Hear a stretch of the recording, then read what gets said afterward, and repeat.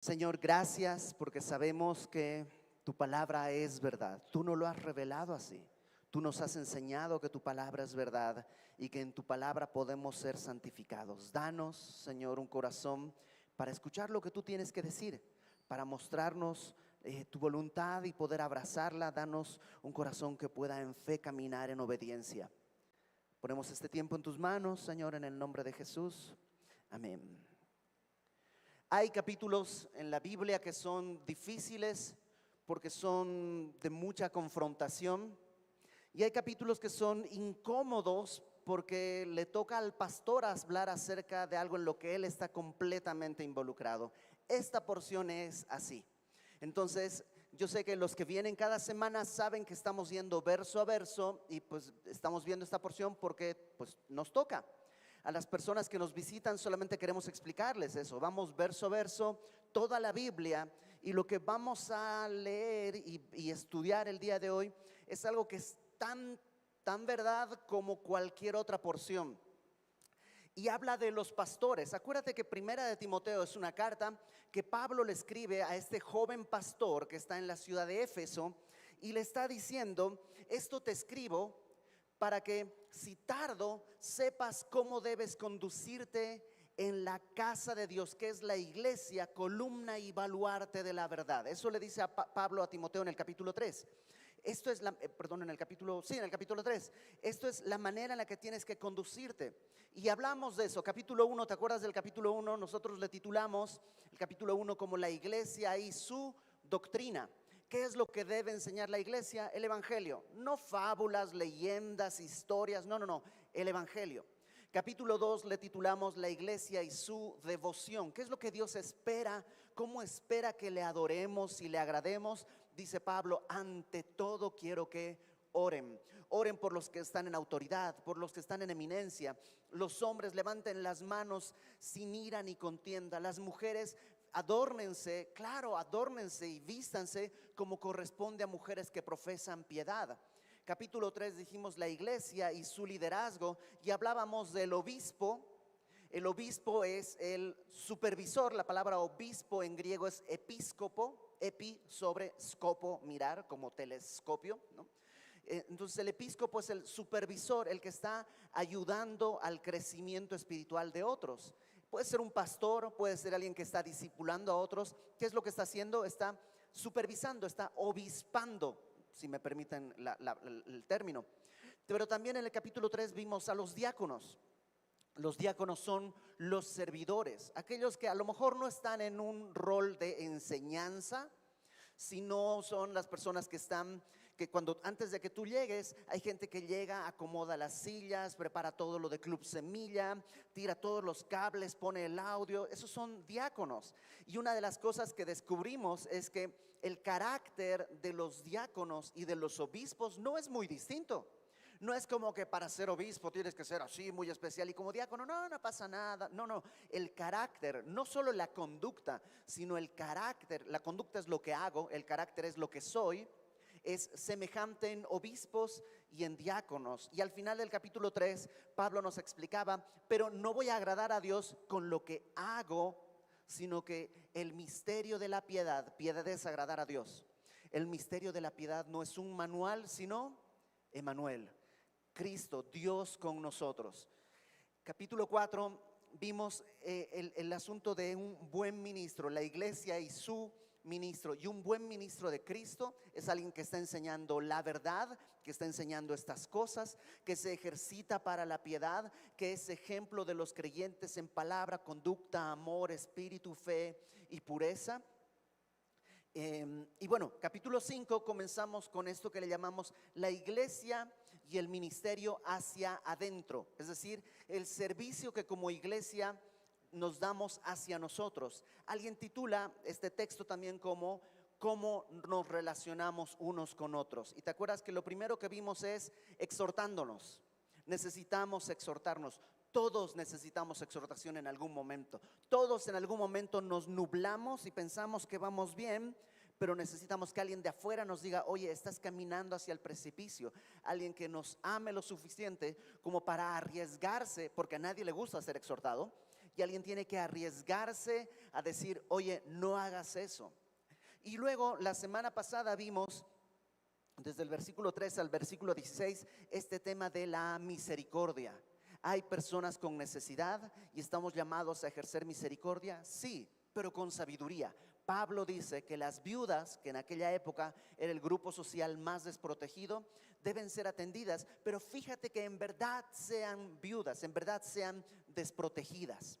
Y orábamos la semana pasada porque Dios nos permita iniciar un ministerio en este sentido. Queremos arrancar, y yo les decía, yo no puedo decirle a alguien, tú encárgate, porque pues, no es mi iglesia. O sea, yo no puedo decirle a la gente qué es lo que tiene que hacer. Es Dios quien tiene que llamar. Y te digo una cosa, en la semana recibimos mensajes de varias personas diciendo, ¿sabes qué? Yo creo que Dios me ha llamado a ejercer misericordia y quiero participar en eso. Y entonces hay varias personas con las que hemos estado orando para ver qué es lo que Dios quiere hacer. ¿Y esto va a tomar un tiempo? Sí, porque acuérdate que Spurgeon decía, la prisa no es del diablo, la prisa es el diablo. Entonces queremos ir orando paso a paso porque justo lo vamos a ver el día de hoy, necesitamos tener paciencia. Ahora, capítulo 5 del 17 en adelante, lo que nos toca ver es la relación con el pastor o los pastores. Fíjate, el capítulo 17 dice en el versículo 1, capítulo 5 versículo 17 dice, los ancianos que gobiernan bien sean tenidos por dignos de doble honor, mayormente los que trabajan en predicar y enseñar. La palabra anciano ahí en griego es la palabra presbítero. Y es eso, hace referencia a un anciano de edad, como lo vimos en el versículo 1, capítulo 5, versículo 1 dice, no reprendas al anciano, sino exhórtale como a padre. Y ahí está hablando a personas mayores. Esa misma palabra también por el contexto se puede usar, ya no ancianos de edad, sino un anciano en la iglesia es alguien que tiene a su cargo el crecimiento de otros, es un obispo. Acuérdate que en el capítulo Hechos, acompáñame a Hechos 17, no, Hechos 20 por favor, a Hechos 20. Hechos 20 versículo 17, Pablo va a usar, bueno, Lucas más bien, que está escribiendo este libro, va a usar distintos términos para referirse a lo mismo. Hechos 20, 17, enviando pues desde Mileto a Éfeso, hizo llamar a, ¿quiénes dice? A los ancianos de la iglesia. Pablo llamó a los ancianos, no está hablando a los ancianos de edad, por el contexto se entiende que son las autoridades de la iglesia. Los ancianos los manda a llamar y les dice una serie de cosas. No vamos a ver esto, ya lo vimos cuando vimos el capítulo 3. Bríncate por favor ahí al versículo 28. Pablo le sigue diciendo al mismo grupo, a los ancianos, por tanto, mirad por vosotros y por todo el rebaño en que el Espíritu Santo os ha puesto por obispos. A los mismos que son ancianos, ahora Pablo les llama obispos, es decir, supervisores, y les dice para apacentar. Apacentar es pastorear, llevar a comer a los animales, y eso es un pastor. Entonces, anciano, obispo y pastor son términos más o menos intercambiables. ¿Tienen cierta diferencia? Sí.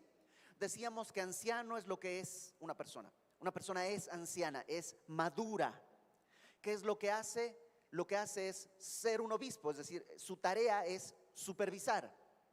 ¿Cómo lo hace? Como pastor, llevando el alimento. Entonces, una misma persona puede ser anciano, está supervisando, obispo, y la manera en que lo hace es como un pastor, dándole el alimento. Entonces, ahora regrésate a Timoteo, por favor. Cuando dice los ancianos, se refiere a esas personas. En la iglesia, aquí en Semilla Querétaro, estamos hablando de los pastores y estamos hablando de las personas que están discipulando a otros, a quienes se supone que tienen una madurez suficiente como para comenzar a enseñar las escrituras a otra persona. Ahora, esta es la parte incómoda porque voy a hablar de mí, ¿ok?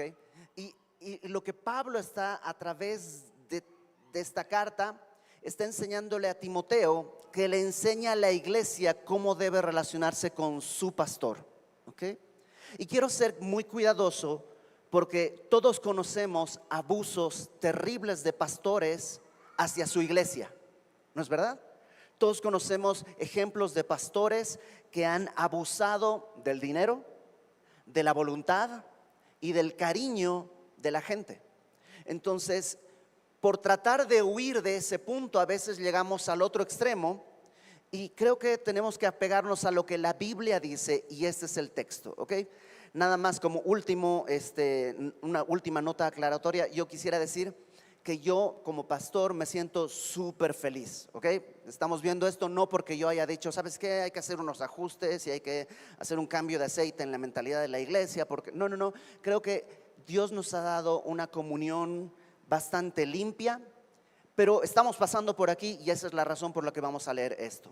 Okay. Dice, los ancianos que gobiernan bien sean tenidos por dignos de doble honor, mayormente los que trabajan en predicar y enseñar. Lo primero que vemos es que los ancianos gobiernan y una iglesia tiene que ser gobernada. Yo sé que pareciera como que en la iglesia todos somos iguales y delante de Dios, Dios no hace acepción de personas, entonces todos tenemos la misma importancia, y sí es verdad, pero tiene que haber un gobierno. Dios llama a personas para que gobiernen la iglesia. Así ha sido desde el principio. Desde que Jesús escogió 12 apóstoles para darles autoridad, se van a sentar sobre las 12 tribus de Israel. Luego escogió, dice Pablo, pastores, ministros. Dios escogió personas que gobiernan la iglesia. Ojo, gobiernan la iglesia no quiere decir que gobiernan tu vida. Yo no puedo decirte ni con quién te casas, ni dónde vas a trabajar, ni qué vas a comprar. A veces la gente quiere que yo haga eso. Pastor, dígale a mi esposa que, pues yo, ¿por qué? O sea, tú tienes que tratar y cuidar a tu esposa de tal manera que ella pueda vivir con agrado hacia ti. Y lo mismo al revés. Dígale a mis hijos que yo no puedo. Yo tengo que batallar con mis hijos. Eso de gobernar la iglesia no implica gobernar la vida de nadie. Yo no puedo gobernar tu vida y ningún pastor tiene que decirte qué hacer. Ahora, si tú vienes y me dices, pastor, tengo estas dos opciones de trabajo, no sé qué hacer, yo te puedo dar mi opinión a la luz de las escrituras. Te puedo decir, por lo que Dios nos ha revelado, pues este trabajo te va a ser riesgoso porque mira, trabajas los domingos, no vas a poder venir a la iglesia. Yo no lo consideraría porque va a poner en riesgo tu comunión con Dios. Este trabajo viajas demasiado y pues viajar demasiado, estar lejos de casa, vas a abandonar a tu esposa, a tus hijos. Yo lo consideraría como una opción B cuando de plano ya no hay nada más. Te puedo dar mi opinión, pero la decisión va a ser tuya. Pero hay cosas en las que no te puedo dar mi opinión. Voy a decir, por ejemplo, ¿quién determinó los horarios de las reuniones? Yo. No lo hice solo, ¿ok? No es que yo dije, se me ocurre que no, sino que hubo un grupo de personas maduras en la fe que cuando regresamos de pandemia, fuimos acomodando los horarios según lo que creemos que funciona mejor, pero no hicimos votación. Yo determino quién va a predicar el día que yo no estoy. Yo determino quién va a estar encargado de los discipulados. Por supuesto, no yo solito. Okay, pero la responsabilidad al final va a ser mía. Entonces un anciano, un pastor, tiene que gobernar. Hay el día de hoy una corriente ahí medio extraña, de esas que a veces suben y bajan y aparecen y desaparecen, que la iglesia tiene que no tener pastores, tiene que ser así como una comunión de los hermanos sin que nadie diga nada. Y es peligroso porque el corazón humano es engañoso y es perverso. Ok, entonces los pastores tienen que gobernar y dice que tienen que gobernar bien, tienen que gobernar no a favor suyo, no a mi favor. Si fuera por mí, hacemos una reunión, terminamos la reunión, guardo todo y me voy a mi casa. ¿Por qué hicimos 2 reuniones? Porque es más cómodo para la iglesia, es lo mejor. Y llegará el día que hagamos 3, tal vez, y tomaremos esa decisión como gobierno de la iglesia. ¿Sí me explico? Gobernar bien es a favor no mío, sino a favor del bienestar de la gente y la gloria de Dios, tratando de servir a la mayor cantidad de gente que se pueda. Entonces, los ancianos que gobiernan bien sean tenidos por dignos de doble honor. Ahora, Cuando vimos las viudas la semana pasada, dice en el versículo 3, honra a las viudas que en verdad lo son.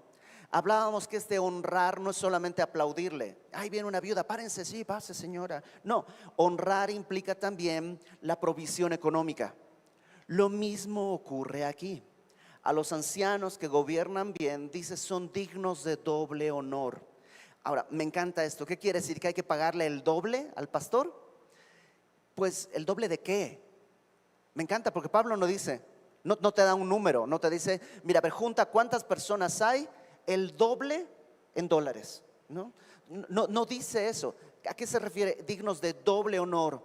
Los eruditos están entre dos corrientes. Unos dicen que dignos de doble honor hace referencia a que tienes que honrarlos, es decir, tratarlos con respeto. ¿Te digo algo? Eso es un chismecito, ¿ok? Pero te lo cuento. Yo sé, y no lo digo, repito, yo estoy bien feliz, ¿ok? No tengo queja de nada. Pero yo sé que aquí en la iglesia, en Semilla Querétaro, hay gente a la que no le caigo bien, ¿ok? Hay gente que me ve y ¿cómo estás? Te digo una cosa, a mí no me afecta, pero yo no entiendo. Ojo, no estoy diciéndole a nadie que se vaya, ¿ok? Pero tienes que estar en una iglesia donde puedas honrar a tu pastor, donde verlo te resulte agradable, pues confías en él de alguna manera. Si no, pues, o sea, te estás pegando un tiro en el pie. A mí no me molesta, en serio, las personas que yo sé que no les caigo bien, no me molestan. Yo no me caigo bien a veces, o sea, entonces, pero yo no me puedo ir de mi vida.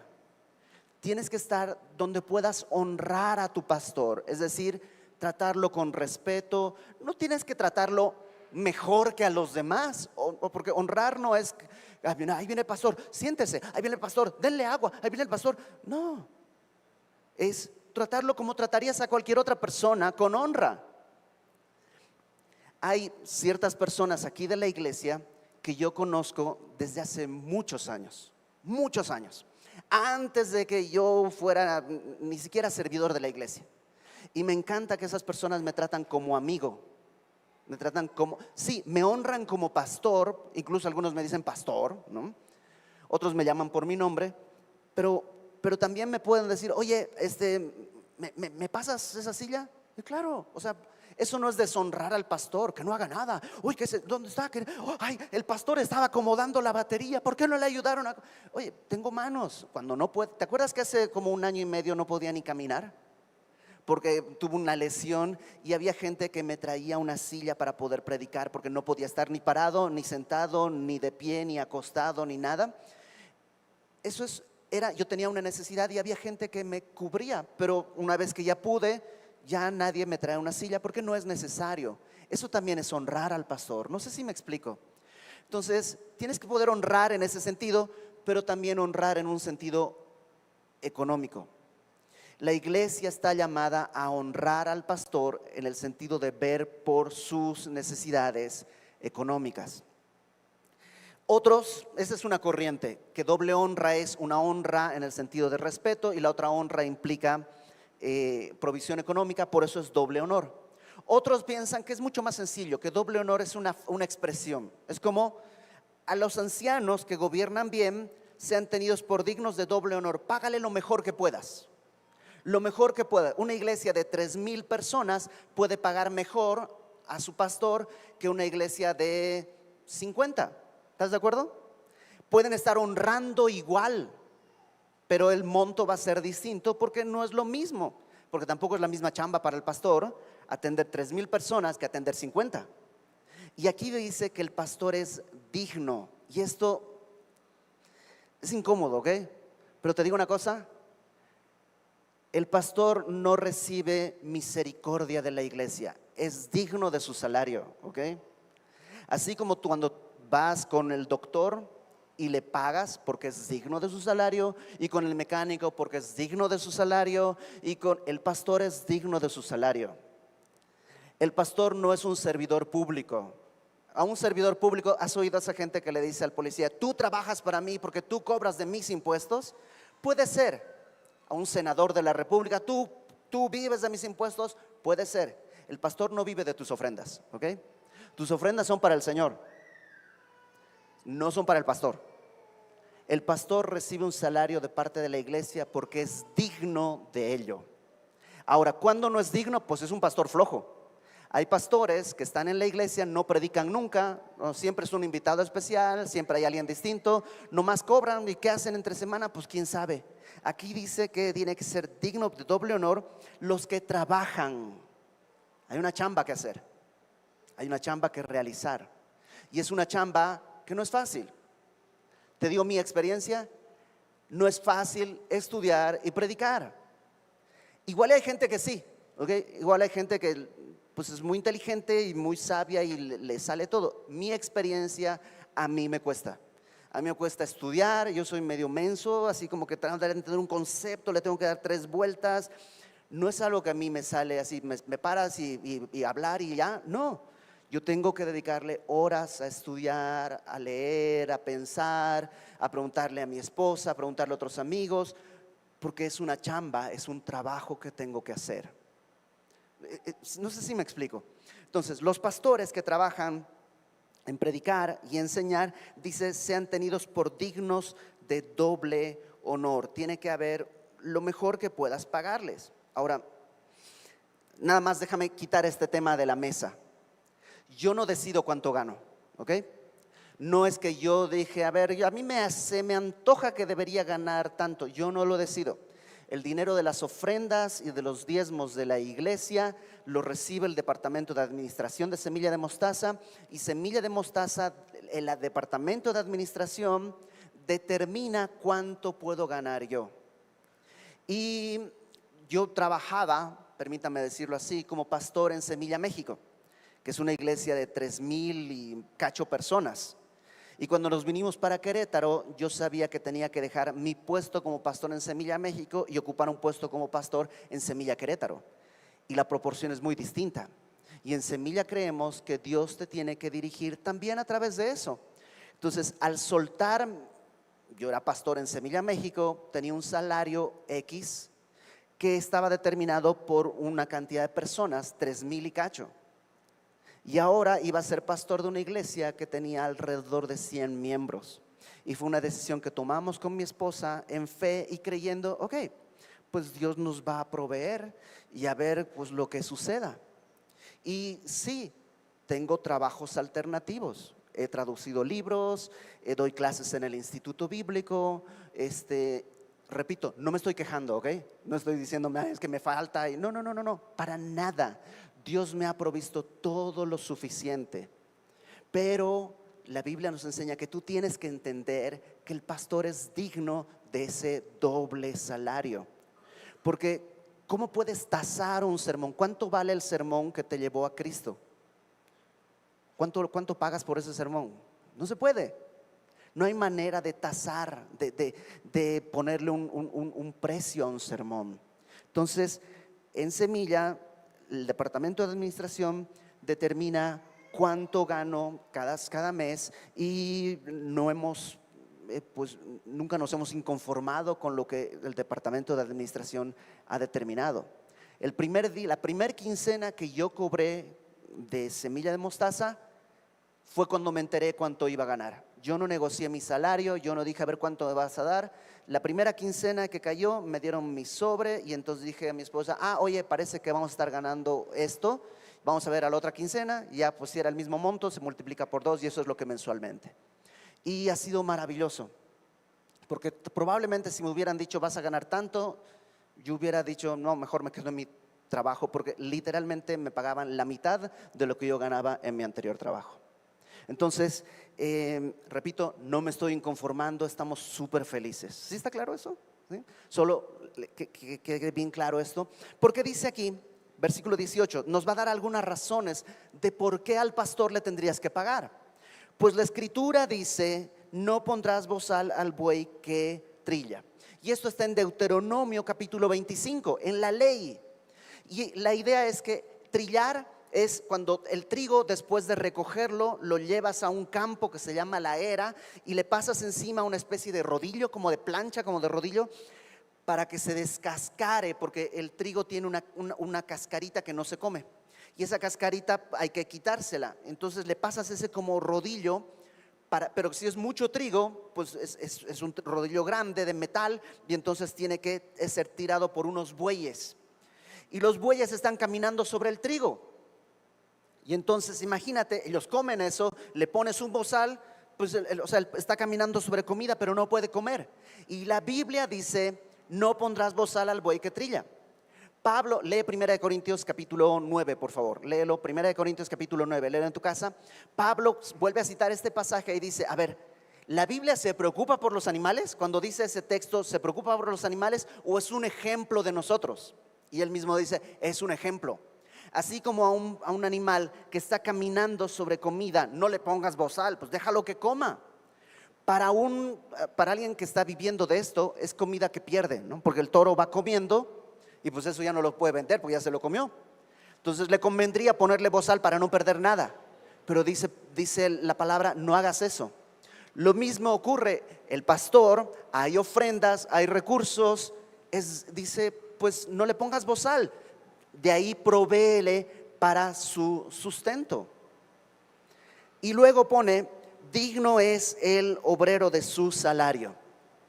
Dos cosas aquí. En el verso 18 dijo: la escritura dice, y pone un texto del Antiguo Testamento, de Deuteronomio, y ahora pone un texto de Lucas. Lucas y Mateo narran esto. Cuando Jesús envía a sus discípulos a predicar, les dice: no lleven nada para el camino, porque el obrero es digno de su salario. Y si tú estás trabajando en el evangelio, debes vivir del evangelio. Entonces, que el pastor viva de lo que la iglesia recibe es una instrucción tanto del Antiguo Testamento como del Nuevo Testamento en palabras de Jesús. Ahora, también hay un principio. No puedes darle, o sea, el buey está trillando, pero no se puede comer todo el trigo, tampoco. No tendría sentido que el pastor agarre todas las ofrendas para sí mismo y el próximo domingo: oigan, vamos a levantar de nuevo otra ofrenda. No, hicimos al principio, pero otra vez, porque no alcanza para la renta. No tendría sentido, no puedes, o sea, está desbalanceado. No tendría lógica. El pastor tiene que poder vivir de lo que la iglesia produce, pero digamos que eso está determinado por la existencia de la iglesia. No sé si me explico. Lo que la iglesia misma puede producir, no más. Ok.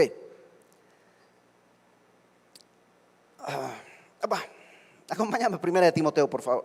Perdona, 1 de Corintios capítulo 9. Hay una cosita que sí es importante que entendamos. 1 de Corintios capítulo 9.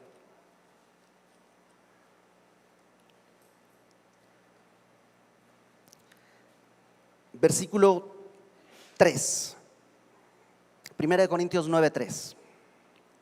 Contra los que me acusan, esta es mi defensa. Contra los que me critican, literalmente, Pablo dice: esta es mi defensa.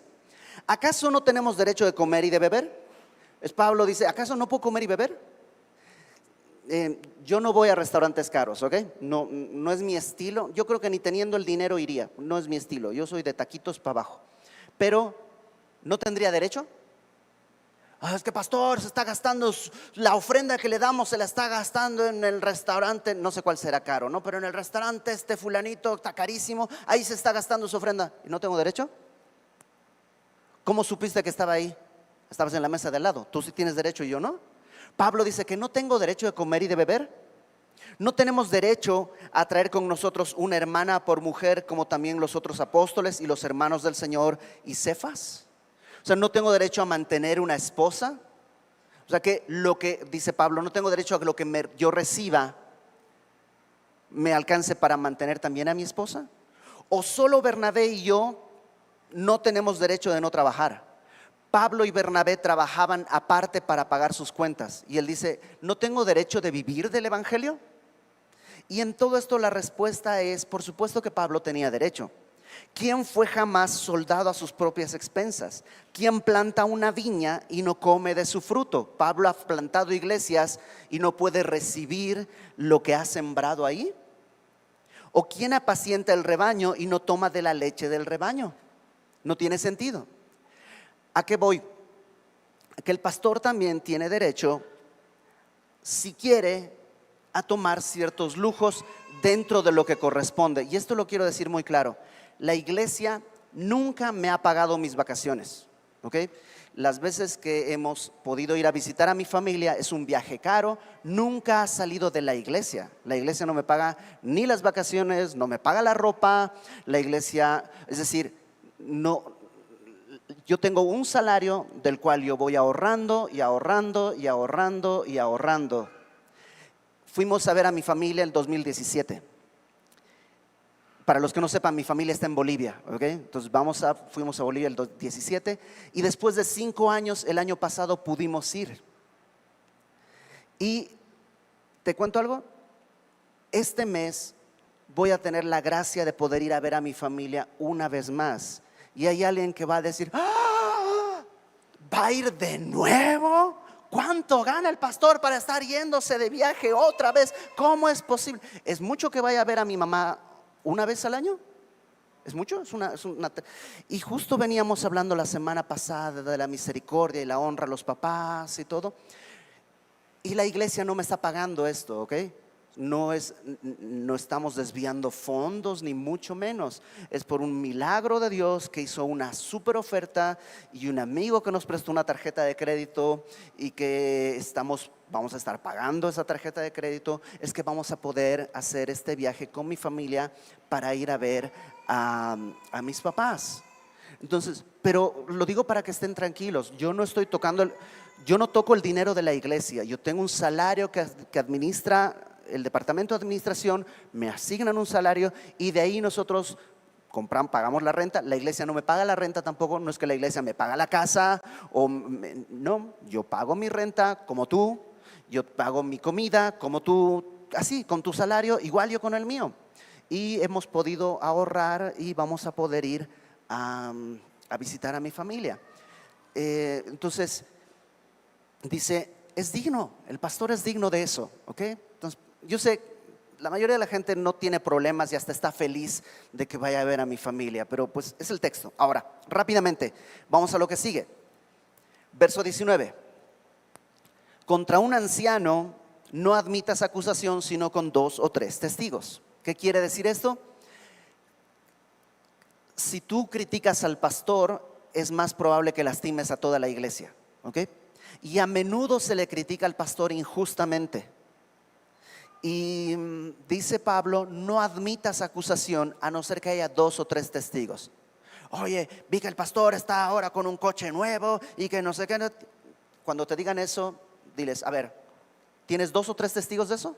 Vamos a hablar con el pastor y a exhortarle. No, lo que pasa es que recién no recibas acusación si no hay 2 o 3 testigos. Ahora, esto no es exclusivo del pastor, no está pidiendo un trato privilegiado. Contra cualquier persona en la ley está que no hay acusación válida sino con 2 o 3 testigos. Lo único que está diciendo Pablo es, dale la misma oportunidad al pastor de defenderse que cualquier otra persona. La mayor parte de las cosas que han dicho de pastores suelen ser malos entendidos, malas impresiones y dice simplemente no admitas acusación, porque cuando un pastor es acusado falsamente se lastima no solo el pastor y su familia, sino toda una iglesia puede sufrir por ese tipo de cosas. Y te digo una cosa, no contra mí, pero yo lo he visto contra otros pastores, acusaciones falsas que han lastimado profundamente a la iglesia. Ahora, ¿eso quiere decir que a un pastor no se le puede exhortar nada? No. Dice en el verso 20, a los que persisten en pecar, es decir, cuando ha habido un verdadero pecado y ya fuiste pastor, vi que le hablaste a esa señora demasiado cerca, estabas poniendo tu mano sobre su hombro, eso, pastor, no es adecuado. Cuando ya hablaste con alguien y dice persiste en pecar, el pastor no te ha escuchado, no ha querido arrepentirse.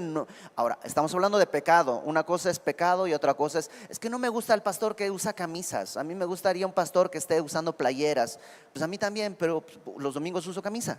Es una cuestión de estilos. A mí me gustaría que use traje. No va a suceder, ¿ok? Ni en esta vida ni en la venidera no va a suceder. Yo solo uso traje cuando son bodas y ya. Camisas los domingos. Es que a mí me gustaría que... que la alabanza fuera con trompetas y con shofars, no va a pasar tampoco. Pastor, yo vengo a exhortarle, no va a pasar, ¿ok? Una cosa son estilos, otra cosa es pecado. Cuando un pastor está en pecado y tú lo ves pecar, es tu responsabilidad ir y exhortarle.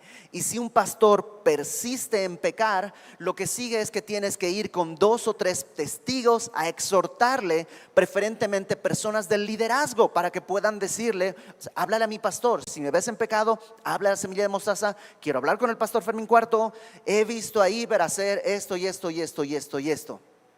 Y él te va a decir: ¿tú lo viste? Sí, pues vamos a exhortarlo. Nos vemos tal día para hablar con Ibert. No, es que yo no quiero que él sepa que yo. Entonces no es verdad, ¿ok? Tienes que estar dispuesto a confrontar. Y dice: si aún así persiste en pecar, repréndelos delante de todos, para que los demás también teman. Y aquí también hay 2 corrientes. Unos que dicen: repréndelos delante de todos, es frente a la iglesia. Frente a la iglesia, párate y di: fulanito, tal pastor, el día de hoy ya no va a estar ocupando su cargo porque ha estado haciendo y ha vivido esto y esto y esto y esto y esto y esto y esto, y entonces tiene que dejar el rol que estaba cumpliendo en la iglesia. Y eso va a traer temor en el corazón de muchos. Porque ¿qué pasa si tú conoces pastores que han vivido en pecado, que han estado con su esposa y con la secretaria, y luego se han divorciado y ahora con la otra secretaria, y la iglesia sigue ahí y nadie hace nada? Y tú crees que eso es que hay que tener misericordia. Dios lo usa mucho. Ese no es Dios, ¿ok? Entonces, repréndelos delante de todos. Otros piensan que está hablando delante de todos los otros ancianos, para que los otros ancianos también aprendan a no pecar. De modo que no se haga público, sino en una reunión de pastores, que se haga ahí la exhortación. Y la verdad es que en Semilla hemos tenido que hacer ambas cosas. Algunas veces hemos tenido que hacer algo público y otras veces ha tenido que ser algo más privado, y depende de la circunstancia. Cuando es un pastor principal, tiene que ser público porque la repercusión va a ser pública. Cuando es un pastor de un área específica, no es necesario hacerlo público, porque si se arrepiente el día de mañana, ya tienes un montón de gente que está pensando algo mal de él y le va a ser muy difícil la restauración. Versículo 21. Esto está muy fuerte, porque todo esto, dice Pablo: te encarezco delante de Dios y del Señor Jesucristo y de sus ángeles escogidos, que guardes estas cosas, que cumplas estas cosas sin prejuicios. O sea, Timoteo, esto no es una cosa que tienes que tomar a la ligera. Te lo estoy encargando delante de Dios, fíjate, delante de Dios, delante de Jesucristo y delante de los ángeles escogidos. Es decir, ante todo el cielo tú estás ahí. Porque Pablo no va a estar en Éfeso, Timoteo sí. Y Timoteo a lo mejor dice: híjole, es que exhortar a este pastor es bien difícil, no voy a poder. Y Pablo, ¿cómo se va a enterar? Pues ni se va a enterar. No, Pablo no. Pero Dios sí, Jesucristo sí, los ángeles sí. Entonces, delante de ellos, haz esto sin prejuicios. Un prejuicio es un juicio adelantado. Hazlo sin prejuicios, no haciendo nada con parcialidad. Así como hay gente a la que le caigo mal, hay gente a la que le caigo bien. Y hay gente que a lo mejor está buscando algún tipo de liderazgo, alguna cosa así. Y pastor, te traje unas galletas, pastor, te traje unos chocolates, pastor, te traje. Y a lo mejor esas personas, yo he visto, yo lo he visto, no en mi caso, pero he visto pastores que están en una situación tan difícil que aquel que los trata bien terminan abrazándolo. Y hacen las cosas con parcialidad. Ya no ven su pecado, ya no ven que está mal, ya están completamente inclinados, porque en una iglesia tan hostil, le trata bien y se parcializa el pastor. Y dice Timoteo: no hagas eso, ni tengas un juicio de antemano. Ay, fulanito, yo creo que me cae mal, me dijeron que está, entonces mejor lo voy a... No, conócelo primero. Y tampoco te parcialices con aquel que te trae chocolates y dulces y te trata bien y te saluda y te sonríe. No te parcialices, ni hagas prejuicios, ni te parcialices. Por eso no impongas con ligereza las manos a ninguno. Esto habla de ordenar. No pongas a nadie en ningún cargo aceleradamente, ten cuidado. Y en eso yo creo que sí he pecado de ingenuo, no solo yo, como iglesia hemos pecado poniendo a personas con demasiado ligereza y han sido las consecuencias terribles y dolorosas para nosotros como pastores, para la iglesia y para esta persona. Y creo que es algo que tenemos que aprender. Por ejemplo, en Semilla, Querétaro, no le hemos dicho, no hemos nombrado pastor a nadie. ¿Por qué?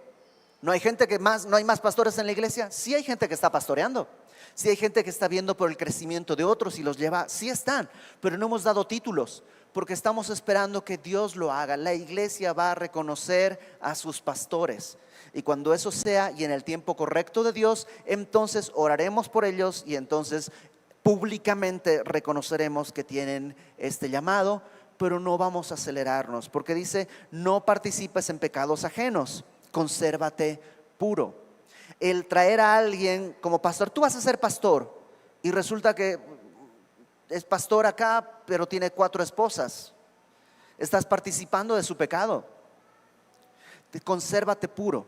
Ahora, esto de conservarse puro no implica una disciplina de ascetismo, es decir, no comas, no hagas, porque fíjate, le dice en el verso 23, ya no bebas agua, sino usa de un poco de vino por causa de tu estómago y de tus frecuentes enfermedades.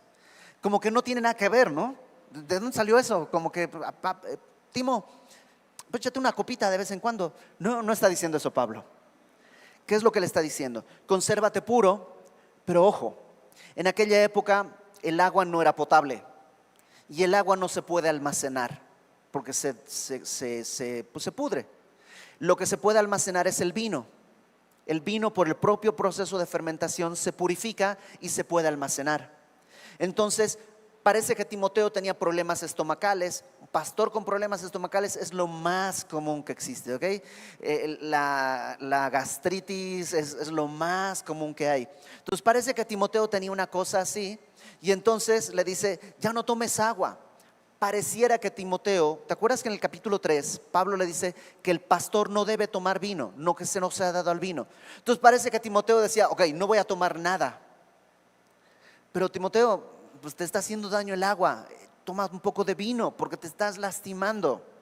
Conservarte puro no es mantener una dieta específica, no estamos hablando de pureza física o dietética, sino una pureza que va más allá de eso. El día de hoy no es necesario tomar un poco de vino, ¿ok?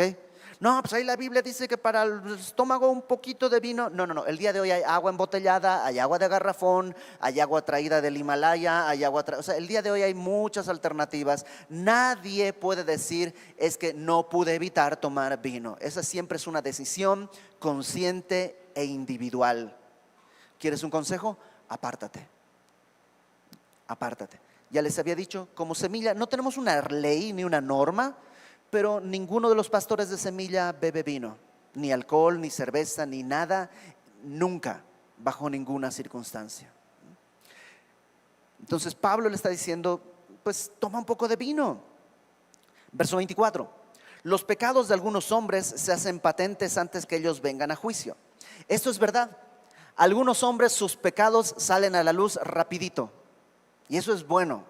Ahí no tienes que ni ser sabio, nomás abrir los ojos y dices, pues mira, está en pecado, ¿ya? Pero de otros se les descubre después y ese es el problema. Por eso no pongas manos con ligereza, porque no sabes si en un año resulta que sí estaba en pecado. Conócelos, ten paciencia, espera. Busca a Dios, necesitas discernimiento. Y también al revés, asimismo se hacen manifiestas las buenas obras. Algunas buenas obras igual salen a la luz así rapidito, ¡brum! Pero dice, las que son de otra manera, hay otras que no salen rápido, pero van a salir, no pueden permanecer ocultas. Entonces Timoteo, ten cuidado, espera, confía, no impongas manos con ligereza. Ok, en resumen, primero quiero decir algo. Estamos felices como pastores en esta iglesia, no nos falta nada. Es decir, así como a ti, siempre me faltan 20 centavos para la quincena. A todos, ¿sí o no? No importa cuánto ganes, al final vas a decir, híjole, me falta, con 100 pesitos más, con 1000 pesitos más, no importa, siempre, porque es un tema del corazón y todos batallamos con eso. Pero la verdad es que Dios ha sido muy bueno con nosotros, con mi esposa, conmigo, con mi familia.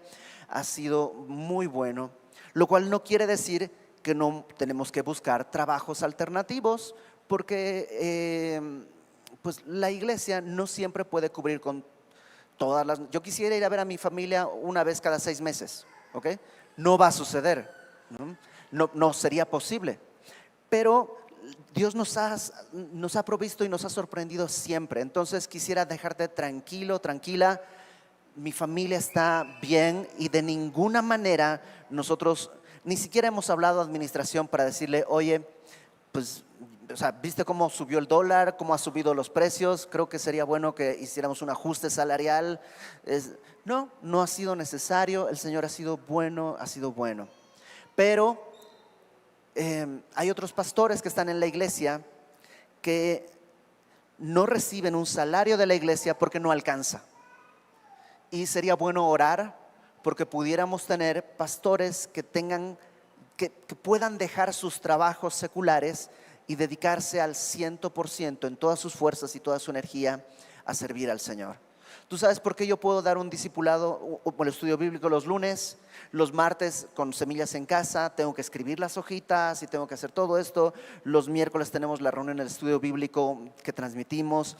Los sábados doy un estudio bíblico con unas familias en Chile. O sea, ustedes no están invitados porque no están en Chile, pero tenemos unas familias, unos hermanos que están en Chile con quienes estoy compartiendo la palabra, y los domingos estoy acá. ¿Tú sabes por qué puedo hacer eso? Porque además pues estoy en el instituto bíblico, porque no tengo el día de hoy la necesidad de un trabajo de 8 horas en una oficina. Si tuviera un trabajo de 8 horas en una oficina, como tenía antes, un trabajo en un lugar externo, se acabaría Isaías, seguramente, se acabaría probablemente los miércoles o sería por temporadas. Y ha sido una gracia de Dios el que pueda hacer esto. Y sería maravilloso que hubiera otros pastores que tengan este privilegio.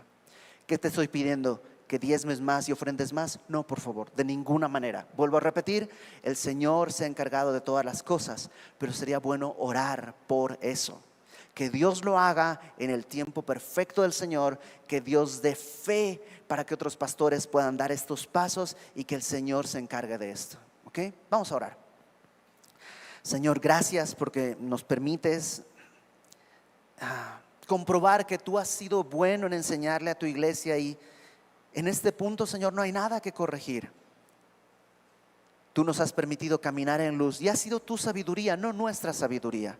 Ha sido tu misericordia, no, Señor, nuestra bondad ni nuestra capacidad de ver por otros. Es tu misericordia la que ha permitido que esta iglesia se haya mantenido, pueda sostener a su equipo pastoral, pueda proveer lo necesario para pagar todos los gastos para niños, para adolescentes, para jóvenes, para las reuniones generales. De muchas maneras has provisto más de lo suficiente en todo momento, Padre. Ayúdanos a ser sabios en los pasos que sigan. Te pedimos que tú levantes más pastores que puedan al 100% de su vida estar entregados al ministerio sin distracciones. Es nuestro anhelo y lo ponemos delante de ti para que tú hagas conforme a tu misericordia, conforme a tu plan y para tu gloria. Gracias, Señor, yo te quiero dar por el privilegio que me has dado pues me has llamado a ser pastor de esta iglesia, algo que no estaba en mis planes y algo que no merezco, Señor. Gracias porque conozco pastores que están batallando con sus iglesias y a nosotros nos has dado un campo verde donde estamos felices, Señor. La gloria y la honra para ti, Padre, en el nombre de Jesús. Amén.